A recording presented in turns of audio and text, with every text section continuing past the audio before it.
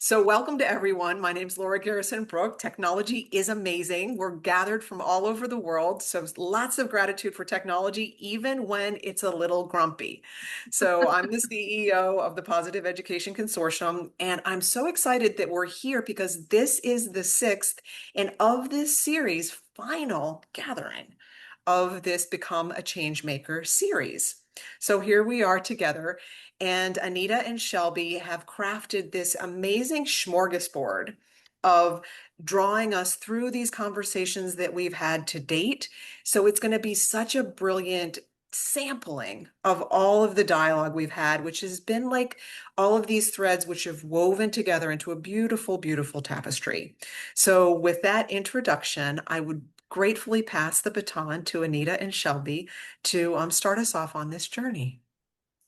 Thank you, Laura, very much. I'm Anita Andersen, and I worked as a elementary school counselor and got introduced to positive psychology and positive education about 12 years ago.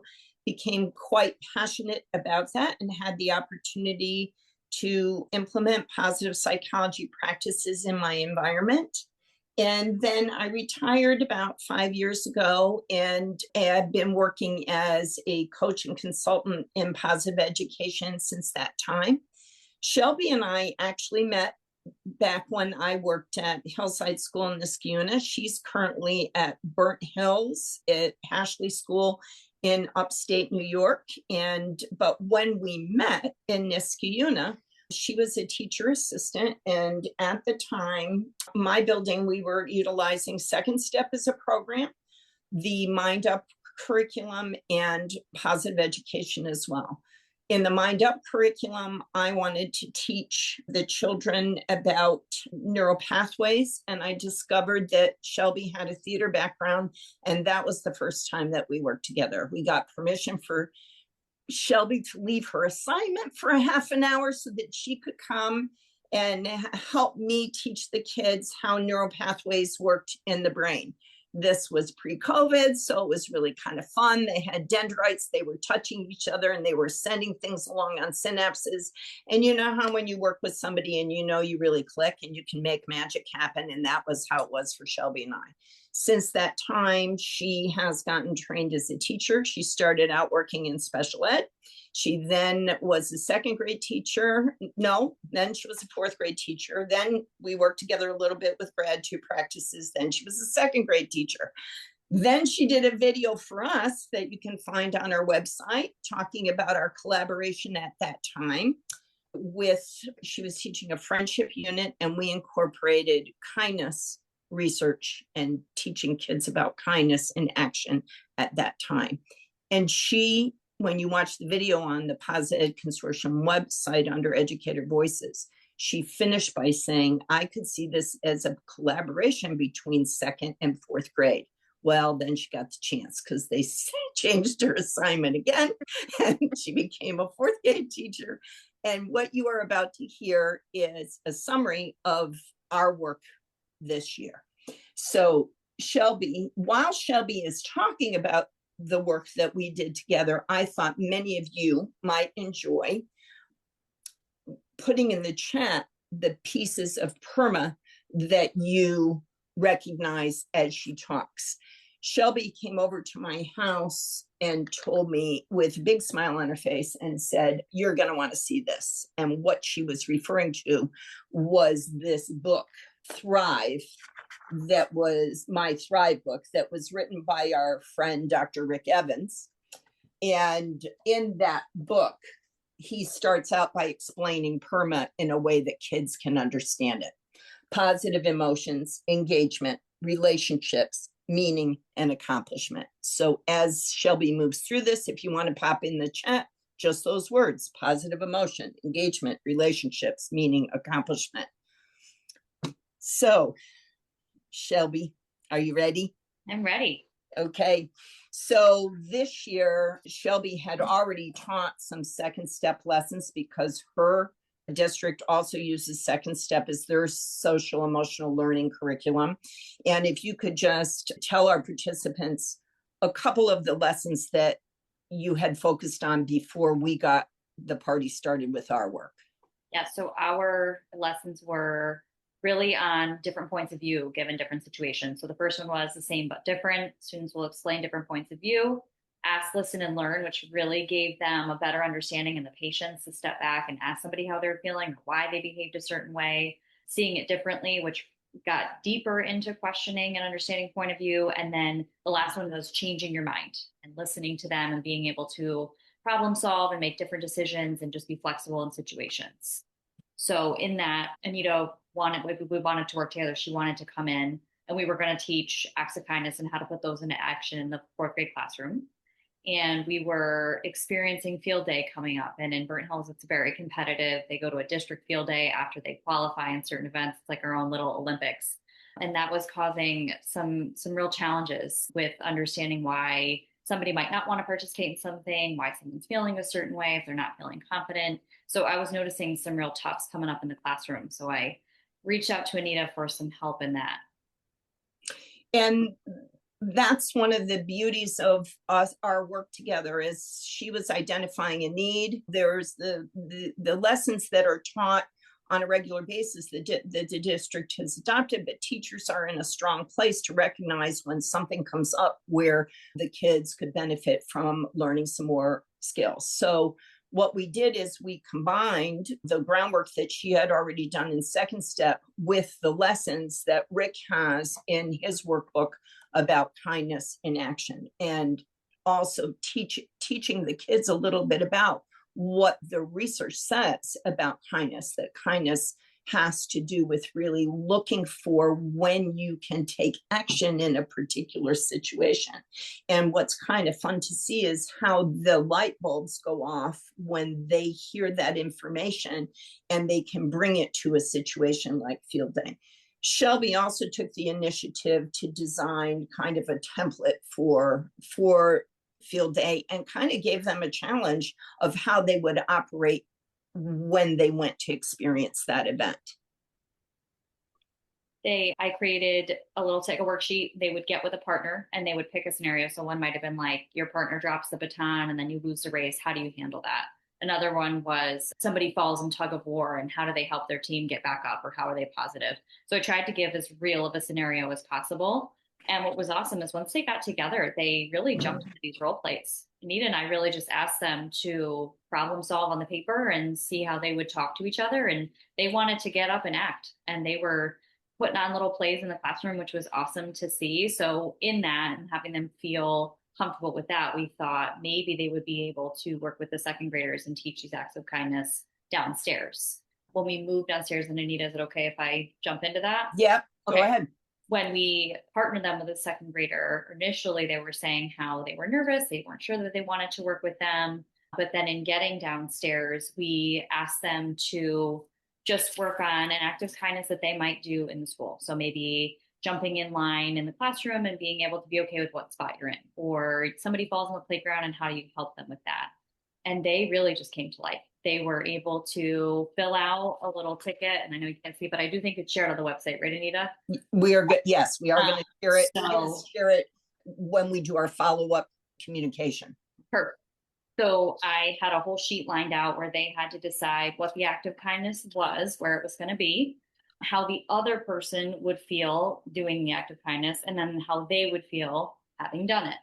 And then they were able to fill out a little kindness ticket, which is modified from Dr. Rick Evans' book, just as a quick little check-in. What did we do? How did we feel? And many of them, from being so nervous, were working with the second grader like they were best friends. They were putting on little role plays. I think we watched, Nora and Anita can attest this, but there was like 10 plus, right? We saw a bunch of kids up and working together and excited to really show these things.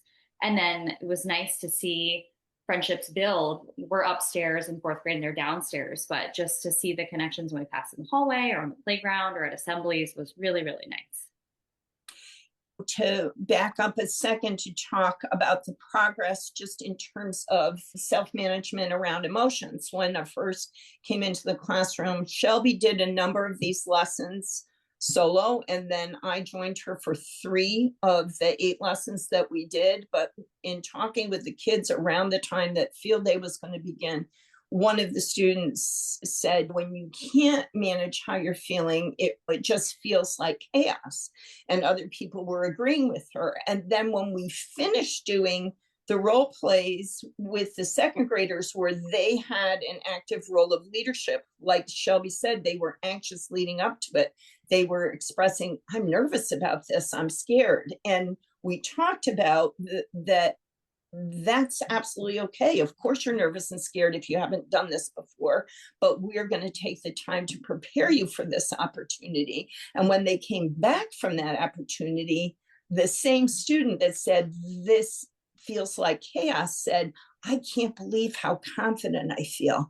And that's what brings me such joy, because I don't get as many opportunities on a daily basis like I used to be able to come in and hear how something can progress like that in the course of it. Really, I think the whole thing was about 5 weeks, right?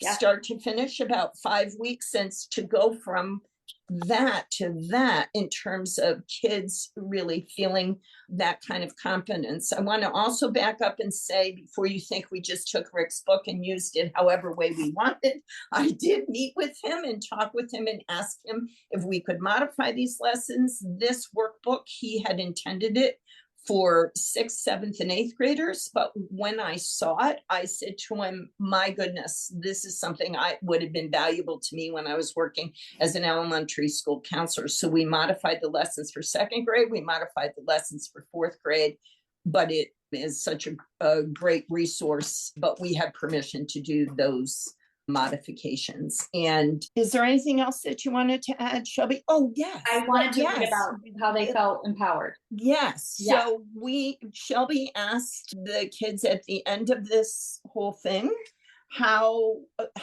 they felt, how about empowerment, because that also was the letter E is for today. And so we had the chance to use that word, and let's hear from Shelby what some of the kids said. Right. When I worked with my partner, I felt empowered because my partner was younger and they learned more with me. When I worked with my 2nd grader, I felt empowered because I was kind of nervous, but also confident. When I worked with my partner, I felt empowered because I felt like I was achieving something. It was scary, but I powered through it. When I worked with my partner, I felt empowered because I felt good teaching someone younger than me about kindness. He was very kind, and I liked when I made him laugh. I have one more. When I worked with my partner, I felt empowered because I achieved something and I felt like a teacher. Amazing. So I thank you, Shelby, for taking the time to join us today. And I know that you had some ideas when we worked 2 years ago, and you've captured those on video that we have posted. And now, looking forward, what do you think would be next steps for you in your school environment? So now that I'm established with both 2nd grade and 4th grade teams, I've been there for 2 years now in each, I would love to get my colleagues on board. So other 2nd grade classrooms and 4th grade classrooms working together. I think this could also be really powerful, even in other grade levels, maybe 1st and 3rd, or getting the 5th graders involved somehow and teaching different skills. But it was really, really cool to like hands off a little bit and let them put it into action. So I definitely would like to expand it across the building and even the district if we can. Yeah. And I love working with you, and I'll stick with you on it and see if we can get those goals, get those goals to happen. Thank you so much, Shelby. And we did pretty well on our time frame. And so that's the E. We have been doing Become Conversations for some time now, and we're finishing with the E for empowerment, but we're circling back to Bravery.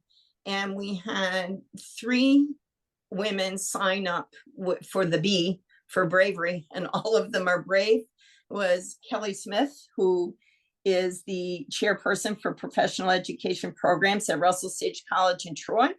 Amelia, I'm going to say Z because I never can say her name correctly. She's the founder and CEO of the Flourishing Center, and she's trained a lot of us. I have my training through Amelia. And for those people that are watching the recording, if you're considering getting training in positive education, the Flourishing Center is a great place to investigate to learn more. And then we have our very own Sandy Brower, who is positive education personified. I don't know anybody that works harder to move positive education forward. And so right now we're going to start off with Kelly's video clip that Nora has so graciously harvested these video clips for us. So she's describing what works well in education and how positive education can have value in helping to create the magic. Here's Kelly. As a building leader and an administrator, I saw many classrooms that worked and were highly effective, very efficient. Kids loved being there. They were full of joy. Attendance rates were higher. There was a sense of community when you walked in the room. People knew what the expectations were. They wanted to please others. They wanted to get along. They had a genuine sense of belonging, a meaning and purpose. And I didn't know it at the time. I wasn't connecting those dots. I just knew that teacher had something. And it was consistent year after year after year. I started to connect the dots when I took PosEd. I started to see that these connections were not accidental, that these dots connected in a really meaningful way. The next clip that we have is Amelia, the founder and CEO of Flourishing Center and the Center for Positive Education. Students were shaping humans, and that education is not just about what we teach people. It's the teaching profession is not the technicality of getting information into children's minds. It's an emotional experience. It's a relational one. It's a deeply human one. Everyone, during our taping of the Empowerment Become conversation, we experienced quite a bit of technical difficulties. So we made the decision to re-record a portion of that program to make it easier for you to listen to the highlights of that. So you've just heard Amelia from the Flourishing Center with her thoughts about positive education. And one of the things that I wanted to point out is that Amelia went on to explain after that clip that her work and the work of others at the Flourishing Center is really to support educators. A lot of educators attend for their students, and they discover that by learning the positive psychology practices that they can bring them into their own lives, both personally and professionally, and benefit, and it guards against burnout. And I think you'll hear other people talking about safeguarding educators as we continue this conversation. I next asked Sandy, because she's brave, to talk about her reflection on this question. How might individual schools and organizations become empowered when they're introduced to positive psychology resources and practices? And Sandy, if you can answer that question, that would be great. Awesome. Thank you very much, Anita. I appreciate it. Yeah, I really believe that if we focus on moving merely beyond fixing problems in our schools and our school communities to more cultivating the strengths of the people that we have in those institutions. So we're kind of looking more towards what's strong and rather than just what's wrong with what's going on. And in that way, we can bring out the best in ourselves and other people around us. And that helps also to create school communities where everybody can flourish. And I really think that positive education with its research-based practices is a way to make that happen. Yeah, and I'm going to say again, I love that answer, Sandy, and it's so complete. And our next letter in the Become series was E for energy. And I said in the last conversation that I really appreciate steady energy. And we have that from our CEO of the Positive Education Consortium, Laura Garrison-Brooke. And she has really connected us to Ridley College in Canada, and we had the opportunity to hear from the professionals there as well as the students there. And so we're about to hear from Ed Kidd, who is the headmaster of Ridley College, and then Laura will give some of her reactions to what Ed has to say.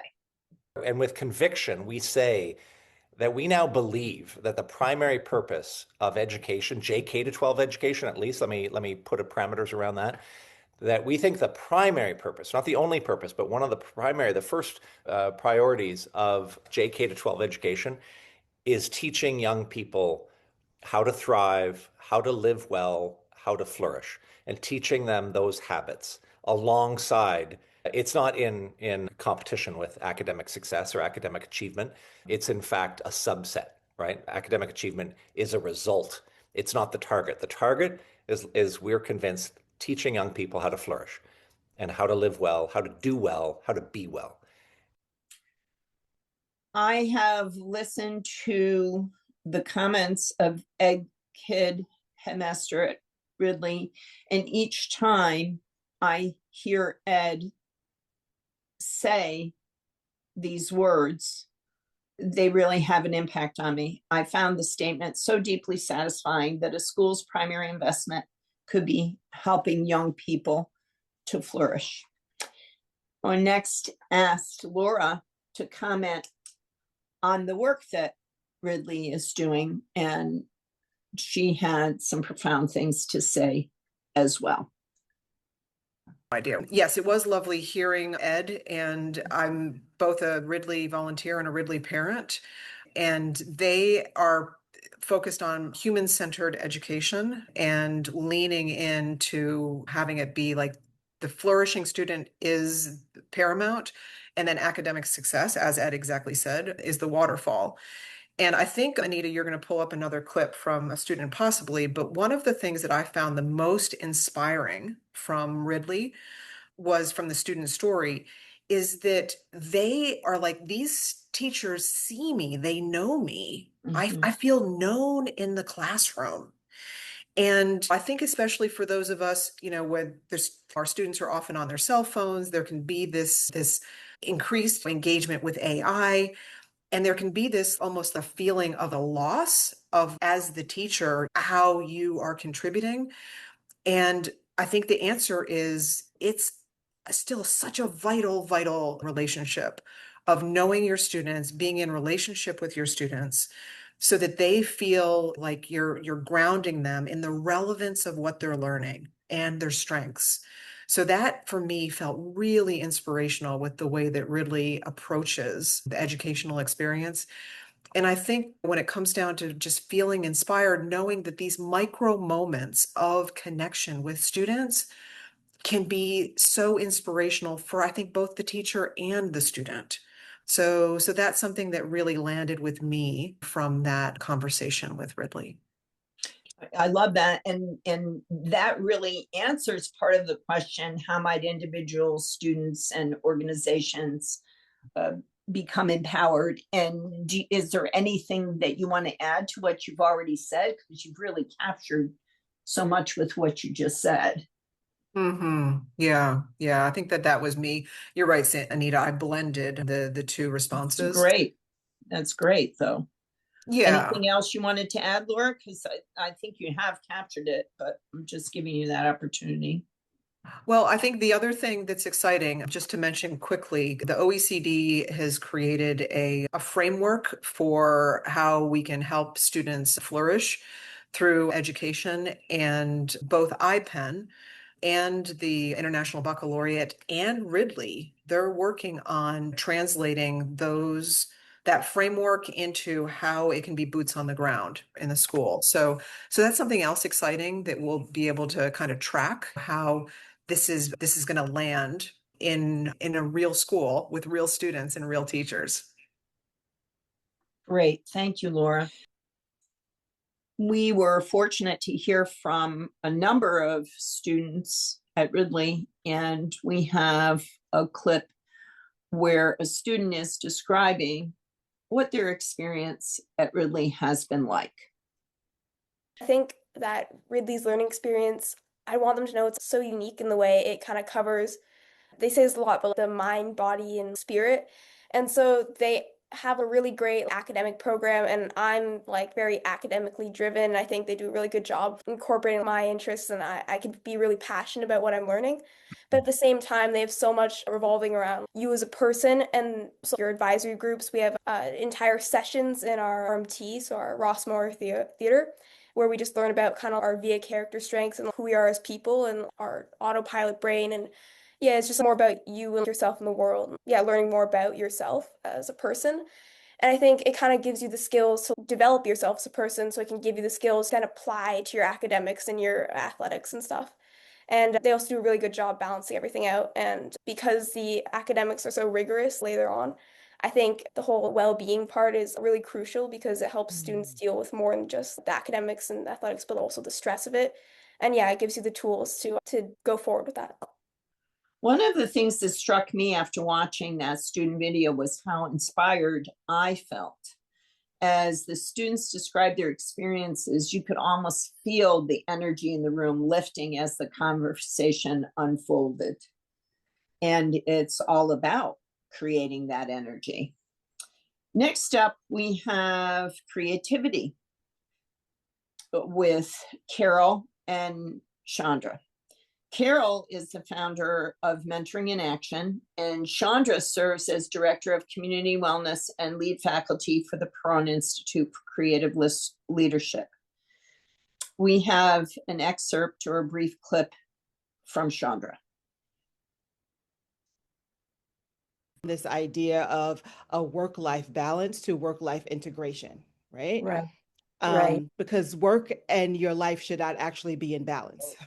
Work is a part of your life. It should not be balanced with all of the other things in your life, right? A short clip, and it really, again, I would remind you, the full conversation is on our website. What Chandra is doing there is really creatively challenging some of the kinds of things that we get sold.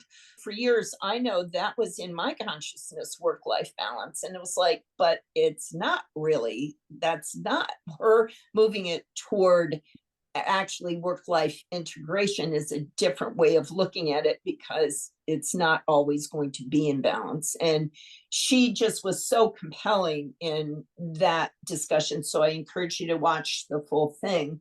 And Carol also was creative in the way that she wanted us to kind of consider all kinds of tools that were available. And that day she chose to utilize touchstones. And I want to give Carol the opportunity to kind of recap for herself the highlights from that conversation and what else you would like for us to know. All right. I think as I listened to Chandra's clip and I reflected back on that conversation, one thing that I want to point out is about the word creativity. So the title of our Changemaker conversation was Creative Strategies to Maintain Your Balance in a Constantly Changing World. And then quickly we got to this place of how can we even maintain our balance? Like you can never be in balance. So Chandra introduced that. And we were really having an interactive conversation. But the thing about creativity, it isn't so much balance as inner peace. So we framed our talk around 3 touchstones. The first, and these are modified from Parker Palmer's work, Courage to Teach, where Chandra is a lead facilitator. So we used the touchstone, listen to your inner voice, as one touchstone, as a way to find inner peace, balance, if you will. And the second we used is touchstone 2, is being truly present when you're with others. Kind of what we're doing even on Zoom. It's like, how can we consciously and intentionally say, I'm going to be fully present in this conversation. I'm not multitasking. I'm not trying to do 5 other things. And then the third touchstone was be open to wonder. And actually wonder kind of came out in this conversation. Like, I wonder how that's happening. How are we able to contribute? So we used our thing about creativity. Here's the thing. We were introducing creative strategies like forest bathing and hand mudras and all kinds of things to find that inner peace. But what I got out of the conversation really was, I'm more creative when I'm in balance, like literally creative and writing or listening or doing art. So creativity had, as I was looking back on this to prepare for this, a kind of a different meaning for me. That creativity is within us, and that's that inspiration. One thing Chandra left us with are 3 things to remember. We can control our own well-being. We control our flourishing. We have to stop waiting, because I work with teachers, for the principal to do it, the superintendent, the district. The second is we can define what it looks like. It can be forest bathing, or it can be 30 seconds or 1 second of a hand mudra. And that's where the creativity came in. And the last that she highlighted was we have to put it on our schedule. So it's like well-being break, 30 minutes, I'm taking a rest, because our society doesn't allow us rest. And that's where creativity comes from. So that's kind of a mini recap and kind of my reflection on what I said. I think it's an excellent reflection, Carol. Well done. Here's your question. How might individuals, schools, and organizations become empowered when introduced to positive psychology resources and practices? A lot of your answer has really answered that question. So for me, just meeting Laura and you and Sandy and jumping into this group, because I wasn't trained as a positive education facilitator, leader, I recognized that I was using pos ed philosophy and theories in my mentoring of beginning teachers, but I didn't have a way to articulate it. So for me, PERMA and VIA have just like exploded in a good way, the mentoring practices of my work that I have done with my doctoral work. And I just am so inspired to connect Pos Ed to the education research and in my world, my mentoring. So yes, I love Pos Ed. Thank you so much, Carol, for your contribution today. And now we move to the letter O for openness. And in that conversation, that was a unique opportunity that we had to hear about multiple interventions. And through that conversation, there were many educators that shared experiences of just how impactful the supports were for their school community. This was Fruitvale, and Kimberly Breen introduced us to this community, and she invited Jeff Bryan to join her because Fruitvale was working with Kim and with the Jeff Bryan and the Positivity Project. There was so much enthusiasm for the work by the educators, for the work that Kim and the Positivity Project are doing. That was one of the things that came about. But some of these letters, the way they were assigned, it's like a double dip, because I can't think of an intellectual that's more open than Kim. There are times that we're in conversation that she is just so open to concepts and ideas and challenges us to see things in a new way. A lot of times if Kim is in the conversation, my brain has to go up a level, and I welcome that. So Kimberly Breen, tell us a little bit about what you do, how you do it, and then we'll move through recapping your conversation. Thank you. I mean, I'd rather hear you say it than me. That was very generous. So thank you. Very generous. Our group helps create that space for openness. So I'm a behavior change agent. I partner with schools, districts, county offices, state teams in helping to improve education as it stands right now in a number of states throughout the United States. And I'm grateful for the strategies of positive psychology to help open the system to change, because probably everyone here would say the biggest challenge in the need for school transformation is the resistance you hit, kind of up, down, and sideways. So we can hear some of that enthusiasm right now if you want to play those clips from folks who are using Positive Activity Project, which is positive psychology in positive ed with Jeff Bryan, who is the CEO and co-founder of the Positivity Project. And we also have Dominic Frazino, who's the director of instructional services through the Positivity Project. And both of these people are describing the Positivity Project and how they can support a school system or organization. And Dominic goes on to say, captures the conversation and summarize the conversation by saying, what you're hearing from Fruitvale is the impact that these kinds of supports can have in a school setting. And so enjoy these next two clips of Jeff and Dominic talking about the Positivity Project and the support that's available to schools. We started about 10 years ago with the mission to empower America's youth to build positive relationships and become their best selves. And the way that we do that is we take 24 character strengths from positive psychology, and we equip educators across the country with the resources, the training, and the strategy to teach those character strengths to help kids build positive relationships and become their best selves.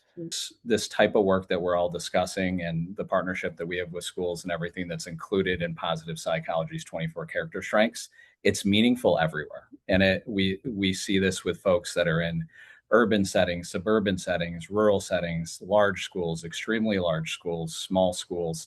The work of relationships and character always has a place. And sometimes it's, in some cases, the complexity of figuring out how to make that fit. I think that they were still, I think, Kim, they're still finding their way on how it fits in with their community, right? They're taking all the pieces and kind of integrating it, but there was a lot of enthusiasm for the direction that they're going in.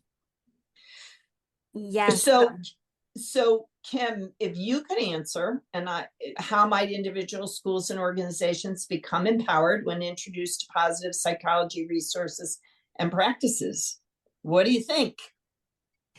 Thank you. So I think that as we are focusing on change efforts at the student level, we need to equally value change efforts for adults within the systems. And I think we often try to go through the adult to deliver something to the youth, but it changes when it goes through a person, right? I tell you a message, you change it when you give it to someone else. And if we aren't helping the adults within education to feel all the things of hope and enthusiasm and zest, all the character strengths that the Positivity Project teach, all the things that come through positive psychology, like helping people to feel awe, optimism, etc., then it's very unlikely that the message will come all the way through those adults to the students, and they will receive it not only untarnished, but in the same or better shape than it was originally delivered. So I look forward to all educational change initiatives focusing as much on the emotional support and behavior change of the adults within the system as on the students, and just everyone can benefit from that, of course, all around. So. Thank you very much, Kim. Excellent. And the next letter, it's our last letter today because Shelby and I led with the letter E, but we are on the letter M for motivation. And boy, we got the right people in the house for this one. So we have Roy Leighton and Mark Schiller, and I'm telling you, talk about two powerhouses. And I joked with Roy at our last meeting and said, hey, Roy, do you know the Dr. Seuss book, Oh, the Places We'll Go? Because this man is just starting things everywhere. It's just very inspiring. So he started us off with a launch, and that is also a separate video. We have our Become a Changemaker videos, but there is a launch video that I encourage you to take a look at, and it really captures some of the work that Roy does. And then at the end of that video, Roy starts answering the question about positive psychology at the end of that video. So that's a good one to look back at. But in the Become a Changemaker series, he and Marge have contributed a lot. And Marge has also taught me many things. Two of those things are the power of story and that most things start with an invitation. And since Marge said to me years ago, most things start with an invitation, I've been accepting more invitations, especially the scary ones, like the things that you say, oh, I don't really need to do that right now, but then you do it anyway. And it always leads to something powerful. So I thank you for that. So Roy had introduced us to a Changemaker. And Sandy, you should have that clip. That is Kristen Ellington. Kristen is a remarkable person. And could you tell us where you're based? Because she's an American. And tell us what you're up to and whose stories are you championing at the moment, Kristen? Do you mind me asking? Thank you so much, Roy. Apologies, because I'm kind of on the road right now. So I was just diving in for this. So there's probably a lot of background noise, and I'm sitting here in a baseball cap. But I'm in New York right now, but I generally live overseas. I know Roy from my PhD work at Cambridge. And so while Cambridge, I started a project, and we focus on survivors of violence. And actually right now, using narrative form. So we use narrative as at once an intervention. So working with folks around mental health intervention, compassion, self-compassion, that kind of thing. And at the same time, we're generating data together that we then use in various forms of policymaking. So there's always a call for bringing voices to the table, particularly in policy contexts, depending on what we're talking about. We work mainly in crisis zones, and we're doing it. We've been doing it for close to 20 years.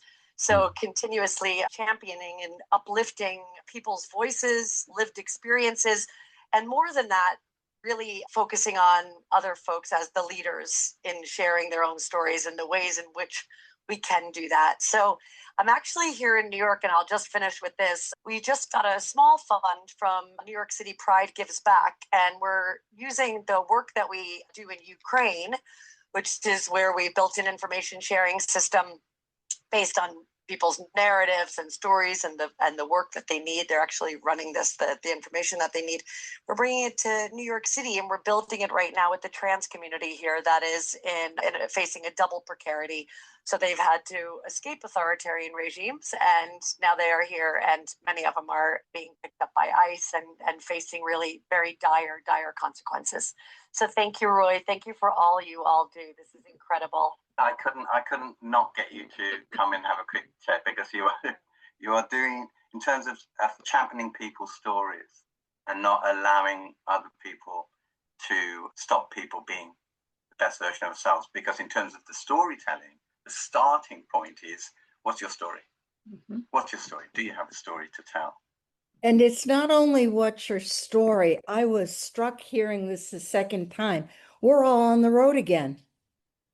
We're all on the road in transit. And what I'm getting, Anita, a lot of out of this conversation is, and bye-bye love is making music with my friends. I can't wait to get on the road again. We have enjoyed making music with you and with each other. This has been a lovely, the best way to get to know somebody is to do something with them. So yeah. Roy has been a blessing.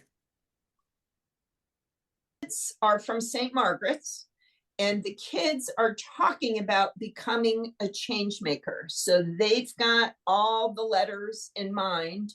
And here's the clip of the kids talking about becoming a change maker. And bravery, energy, creativity, openness, motivation, and empowerment. These are important because when we are struggling, the word motivation keeps us motivated and lets us achieve our goals. We at St. Margaret's, we put 100% effort in everything. At St. Margaret's, we use these words in worship even when we are talking to our friends at lunch. These are important because when we are at the start of the learning line, we need bravery or energy maybe to help us go up the line when we want to achieve a goal. These words have taught me to keep motivated, to try again when things are hard, and to never give up. These young people are in Oldham, and we've been working with the school for about 12 years, and they embedded, and these young people were saying very quickly that the Become skills that they use is a framework for them to have a voice and to feel part of this community, gives them all a shared vocabulary for communication and for peace. And they also said within that video that they're bringing it into all aspects of their school life. Yeah. They detailed it all. Oh, when I go to lunch, when I go to this class, when I go to this class. And it really was very compelling to listen to.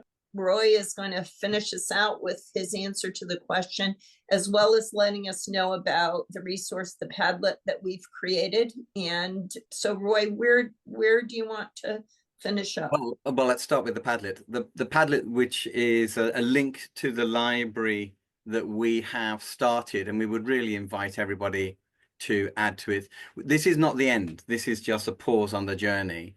And one of the things, I'm going to put a link here, and thank you so much for the members of Undiscovered Country and colleagues and clients. We have Heather in Canada, thank you. Paul in Northampton. Barry is in Sharjah at the moment, I believe. Yeah. And these are all colleagues who are moving us into the next. I'm in Sharjah now. Thank you.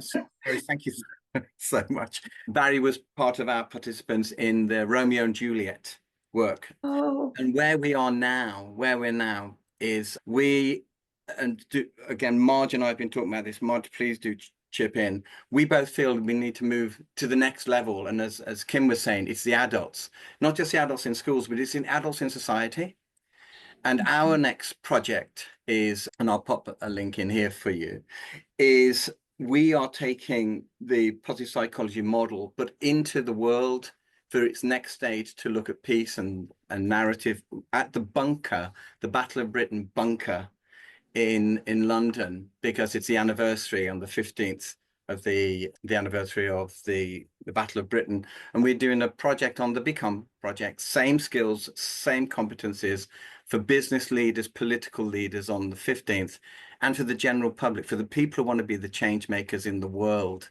And if you can join us, do so. But the colleagues, our colleagues in Sharjah, our colleagues in Canada, our colleagues in London, for us, it's been a really great few months of working on this very specific project. But as Marge says, this is just part of the journey. Marge, did you want to finish off with your? You're on mute, Marge. You're on mute, Marge. Mute. I was on mute. If I were going to sum this up, it would be to become a learner, or it's becoming learners. So that as we talk about education, particularly and we all know this, we all know that there's systems with laws and constraints and so on and so forth. But the objective of being a learner as an adult, as a child, as a parent, as a brother, as a sister, to me, that's the essence of what we're talking about. We all have a story. We all come from a story, and our story is our truth. And if I learn your story, that stretches my mind. Great. So I'll hand back to you, but just to remind you that we launched this at the Cambridge Union to commemorate the life of and the words of James Baldwin. And again, a colleague, Barry and Heather and Paul, we are still continuing the 10,000 Voices campaign.